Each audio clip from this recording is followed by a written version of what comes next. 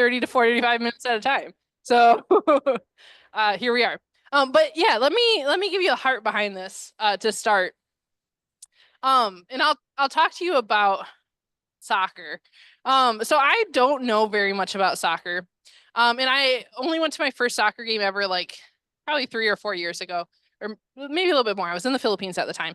And I had students playing, and I sat down at the soccer game, and I didn't really know what was going on. So it wasn't super fun to watch. And then all of a sudden, like this referee, I don't even know the words in soccer, so you can tell how uneducated I am. But this referee like throws a flag. I'm like, what happened here? Like they didn't use their hands. That's the only rule I knew. And my players that I was sitting with, because I'd been coaching basketball at the time and they were sitting right there with me, they said, well, they body checked them. Like, you can't just body check people in soccer. I'm like, oh, there are rules to this game. Interesting. Tell me more. Um, and then they saw that clearly I didn't know anything. So then they started to explain more things to me. So like my co-coach was there and she's like, it's actually a lot like basketball, which we're coaching together. Like usually our soccer players are a little bit better prepared for basketball because they like see spacing, they see lanes, like they go on the outside, same things that you would coach our players to do, they do in soccer. And I said, oh, like this makes the game slightly more interesting. They still score a goal every like hour, but at least I kind of have an idea of what's going on. And on the other hand, I said I coached basketball. Like sometimes watching that sport can be hard for me. And so sometimes I don't go to like my high schoolers games or my middle schoolers games because when I go there, sometimes it's hard for me to take my coach's hat off. And I'm a little bit too analytical. And I could come up to, let's say, Lucas after his game and with a list of things, like here's things you could have improved on, and here's all the drills that we'll do to improve on that. So I have to sometimes to enjoy things, like take off that analytical hat. But I think that sometimes we come to the Old Testament, to the law, with one of those two approaches. Either one, where me watching soccer, we have no context for what's going on, and therefore it could not be less interesting at all because who gets it? Or two, like sometimes I think we're over analytical and therefore like we kind of miss some of the beauty and it's not enjoyable for us to do. So today we're going to talk about how to love the law. My subtitle here is how not to quit reading your Bible in Leviticus. Because I think that some of you maybe have started a Bible reading plan. And my hope is that, again, you will not quit by Leviticus, which is, I know sometimes where I've given up before. So let's read. Nate had mentioned Psalm 119 talks a lot about it. We'll read just a little part of Psalm 119 together to start us out. So Psalm 119, starting at verse 9. How can a person stay on the path of purity? By living according to your word. I seek you with all my heart. Do not let me stray from your commands. I have hidden your word in my heart that I might not sin against you. Praise be to you, O Lord. Teach me your decrees. With my lips I recount all the laws that come from your mouth. I rejoice in following your statutes as one that rejoices in great riches. I meditate on your precepts and consider your ways. I delight in your decrees. I will not neglect your word. And as I read all of this, so we could read the whole psalm, but that's really long. As I read just a small portion of the psalm, I think that, wow, the psalm really loves the law. And that means the psalm must know something that I don't. He must understand something I don't. Because when the psalmist is talking about this, he's not talking about, just the word of God, which is sometimes I think how we approach Psalm 119. The New Testament, not written yet. The Psalms, this is a psalm, so they weren't all written yet. What I think he had in mind as he was talking about the law here was the first 5 books, the Pentateuch. And for a long time, that shaped the Jewish imagination of who God was and what he was about. And yet, like when the psalmist says things like, let me go back just a moment. I will not, I'm not back far enough yet. He says something somewhere in the psalm that says, I will not neglect your word. Right here, that very last line, I will not neglect your word. And I think that sometimes this part of the Bible, Exodus, Leviticus, Numbers, Deuteronomy, the part that seems to kind of just repeat and drag on that we really maybe don't get, the law, if you will, that sometimes we kind of neglect that and we just go to our favorite spots of the Bible. And I think that we're missing out. Or at least the psalmist would think we're missing out. And when I look at this too, I also see things like I'll rejoice in your word. And I say, whoo, when I started, I was like, I don't even know what that would look like to rejoice in the law or the word. And I think particularly with us being Americans, that word law kind of makes us recoil a bit. I was roommates with a British person, and one of the things that she told me once that stuck with me is like, your country, your people were born out of rebellion. And that's so true. And like, if you think about kind of our reaction to rules, it's like, you can't tell me what to do. I'm gonna do whatever I want. And I think that's a very, very American like instinct to have. But to rejoice, the opposite of that, that is hard for me to imagine. But when the psalmist describes it, he's saying, I'm memorizing the word. Like he talks about that in verse 11. He talks about meditating on the word. So thinking about it over and over. He talks about delighting in the word, and in the law. So that's something that I think our relationship with God's word, including the Old Testament law, should look like. And I won't pretend that I'll get you all the way there tonight if you're not close yet. But my hope is we get a little bit closer. So here's what I'm going to do today. I'm going to do a little more teaching than preaching. But I'm going to give you two propositions that will help you hopefully make a little bit more sense of the law. Okay, so two things, two big ideas today, that will give you a handhold or a foothold or the rules of soccer, if you will. Okay, the first one. I think that when we look at the law, we have to remember that it is a gift. Okay, so God gave the law as a gift. He did not just give a whole list of here's what you should do, follow it, blah, blah, blah. Like it was something for Israel and for Israel's good. So when we look at the law as a gift, I think that makes rules feel a little bit less restrictive, right? So let's talk about why or how it's a gift. First way, it helps us to know God better. Jeremiah 31, 33 through 34 says, for this is the covenant that I will make with the house of Israel after those days, declares the Lord. I'll put my law within them, and I will write it on their hearts. And I will be their God, and they shall be my people. And no longer shall each teach his neighbor and each his brother, saying, know the Lord, for they shall all know me, from least to greatest, declares the Lord. This Old Testament passage in Jeremiah, it's talking about new covenant believers, right? So like this is not just for old covenant people. And one of the things that it said in this passage is, I'll put my law within them. And then later in that second verse, it says, they won't have to tell each other to know the Lord because they'll all know me. So there seems to be some connection in Jeremiah's mind, at least, between knowing and understanding the law and knowing and understanding the Lord. So as we look at the laws in the Old Testament, like that's one of the questions that we'll ask ourselves as we start to look more in deep later, is what does this tell me about God? Like, what does this tell me about his heart and who he is and the things that he cares about? The second reason that I think we can view the law as a gift is it helps us understand God's expectations. One of the things that I learned really recently that I found so interesting, is in Egypt, like back at the time ancient Israel left Egypt, the law codes were not written down at all. So like when people were trying to compare, biblical scholars were trying to compare Israel's laws with the neighboring countries at the time, Egypt's were like not there. So that didn't mean though that Egypt was a lawless land. What it did mean was that when people took each other to court in Egypt, like there were laws, you might not have known them, and then gotcha on those laws. So the fact that God is so explicit and he gives the laws to his people right away means that the law can be weaponized against them. His expectations were really, really clear, and he gave them to Israel so that they would know them. In Ephesians chapter 5, verses 8 through 10, it says, for you were once in darkness, but now you are light in the Lord. Live as children of light, for the fruit of light consists in all goodness, righteousness, and truth. And find out what pleases the Lord. A lot of the laws say, this pleases me, or this is an abomination, this doesn't. So when we're trying to find out what pleases the Lord, like that is not just us maybe sitting and praying like, God, like, tell me what pleases you. And then he says, dude, like, I wrote a whole book about it, right? Like, go read that.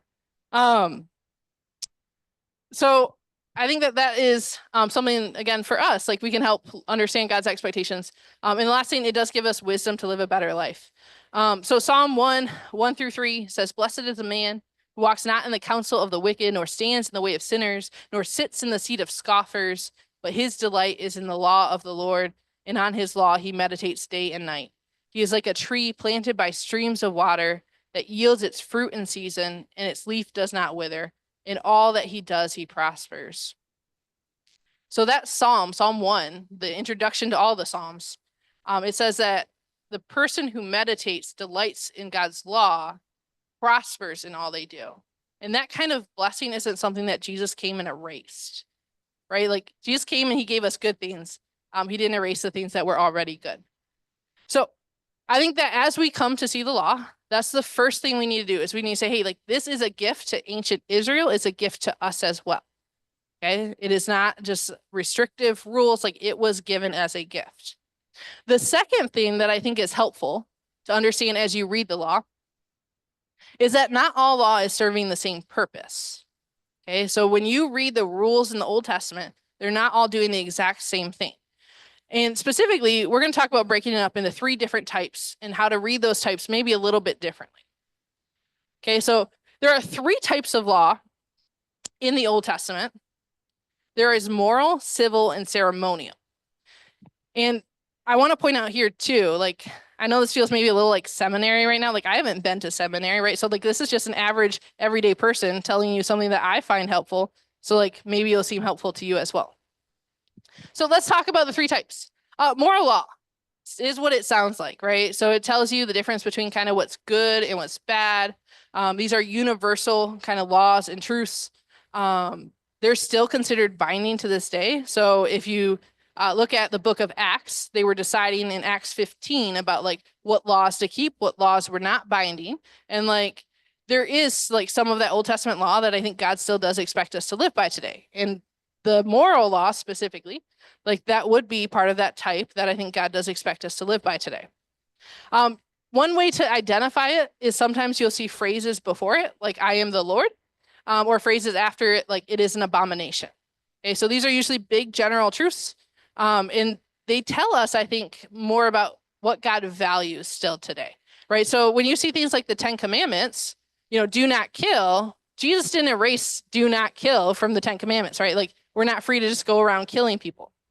But it's moral law, like it's something that we can still live by. Civil law. So civil law is what Israel needed to like run as a country. One of the things that I read about that was helpful is you could think about civil law as moral law applied in case studies. Okay, so it helped you understand like how specifically those big picture truths could be applied to a society so that we would live by, again, the heart that's described in the moral law. Often, like when you read these, they're very specific. You'll have specific consequences attached to it. Sometimes, though, I will say this about civil law, it's maybe not as progressive as we'd like. So I was looking at some examples of these as I was preparing for today. And Deuteronomy 21, like, stood out as one that maybe wasn't quite as progressive. So in Deuteronomy 21, it talks about Israel conquering people in war. And then after the war, they could like take women from the country they conquered as their wives. And like for us, we're like, I can't believe God would allow that. Like, I can't believe that he would make those women who just like suffered warfare to marry like those Israelites. But really what God is doing with all of those laws, the ones especially that were like, ugh, like I can't believe God said that. What he's doing with those laws is he's taking them from where they're at to a step further. So the practice at the time would have been like, all right, we conquered these people, like let's use and abuse those women and then like leave them by the side of the road. So what God is doing is he's making men here take some responsibility for their actions. He's saying, I get it. Like you conquered them. You think you deserve some reward, but you can't have a reward without responsibility here. So is it perfect? Maybe not, but it is a step farther, step closer to holiness than like where they would have been. And then the last kind of law, ceremonial. As we look at those laws, I think that we can look at what does this point to? So ceremonial laws was all about dictating how Israel, ancient Israel, was to worship. So things about sacrifices, things about things being unclean or clean, like this is all ceremonial type of law. And this is the type of law that Jesus for sure did away with. So he fulfilled all of the ceremonial laws. We can come and approach God like we saw in the New Testament. The curtain is torn. Like we have full access to the presence of God. But these laws were painting a picture for Israel of what Christ was going to do. So as we look at what Jesus actually did, like we can understand it more deeply if we understand some things about ceremonial law. So I didn't want to just tell you this without practicing. Like I am a teacher, so I would say we got lots of practice today. We'll do a little bit of practice together, and then actually for your last table time, I have a little bit of practice that you and your table can do if you so choose. I can't tell you what to do though, because you are American and you do whatever you want. So, all right. So hey, we're gonna try this though with some laws. I actually preached on these verses last time. I said, wow, probably no one's ever preached on Exodus 21, 33 through 34 2 weeks in a row, or 2 Sundays in a row. So that was my challenge to myself. Here is one of the laws, and I would like you to think as I'm reading it about which type of law it might be. So we're gonna do a little practice here. So when you get on your own reading Leviticus, let's say in February, you're ready for it too. So Exodus 21, when a man opens a pit, or when a man digs a pit and does not cover it, and an ox or a donkey falls into it, the owner of the pit shall make restoration. He shall give money to its owner, and the dead beast shall be his. So I'd like you to think to yourself. So again, we have 3 types of law. So you'll see me go into teacher mode a little bit more here. Moral, civil, and ceremonial. Which type of law do we think it is? So again, I'll give you a second to think here. Yeah, I'll say it's civil. So when we look at it, it's very, very specific, right? Like a donkey falls into a pit. That's pretty specific. And yeah, we're looking at that. And then the other question I would ask is, okay, so what does this teach me, right? What is the principle or the heart behind this? And one of the things that I think is the heart behind this is we should take responsibility for the harm we cause others, like whether we meant it or not. And that's something that if you heard my sermon back in December, you would have heard, right? So we should take responsibility whether we meant to harm someone or not, is I think the heart behind that law. All right, let's look at another law. Leviticus 11, 39 through 40, part A. And if any animal which you may eat dies, whoever touches its carcass shall be unclean until evening, and whoever eats its carcass shall wash his clothes and be unclean until evening. So again, think to yourself, which type of law do you think it might be? Jonathan? Is ceremonial law. Yep, so that clean and unclean is an example again of ceremonial. What's the principle behind it? Well, when I see this talking about death and how you're unclean, which it doesn't mean sinful, but unclean, it just means you're not ready to come in the presence of God. Unclean until that death has come off you, basically. That's telling me that God is life. There's no room for death in his presence, right? Like that's something that we can learn from that law. We'll try another one, also from Leviticus. So Leviticus 19, 33 through 34. When a stranger sojourns with you in your land, you shall not do him wrong. You shall treat the stranger who sojourns with you as the native among you, and you shall love him as yourself, for you were strangers in the land of Egypt. I am the Lord your God. What do we think that might be? Yeah, I would say moral. So that phrase that I told you to look for, I am the Lord your God, like that is often an example with moral. Some of these, though, it gets into some gray area, right? Like, could you have said this was civil? Maybe. But again, this is more of a generic thing. What does this law teach us? Like, what's the principle behind this law as we look at it? Well, it talks about welcoming the stranger in, right? Our love for other people isn't supposed to be favoritism. It isn't supposed to be preferential to people that are like us, right? Like our love is supposed to be more expansive than that. Okay. So we did a little bit of practice together. We identified 3. And I'm going to say, actually, that's where I'll kind of leave it. So I didn't want to give you too much. I'll give you the option. So I actually have some verses from the Old Testament that if you and your table so choose to do, you can practice sorting into moral, ceremonial, and civil. You also might have noticed that what I did is I took and I said, okay, here's what feels like the principle or the heart behind that law. So that's something that you can choose to do with your table. Or if you would prefer, you can just discuss whatever stuck out to you. Okay, so I will hand out these handouts on Zoom. They have a link that they're sending out for me. And again, moral, ceremonial, civil, those are the 3 types of law. And you can practice sorting those, or you may choose to talk about whatever you'd like.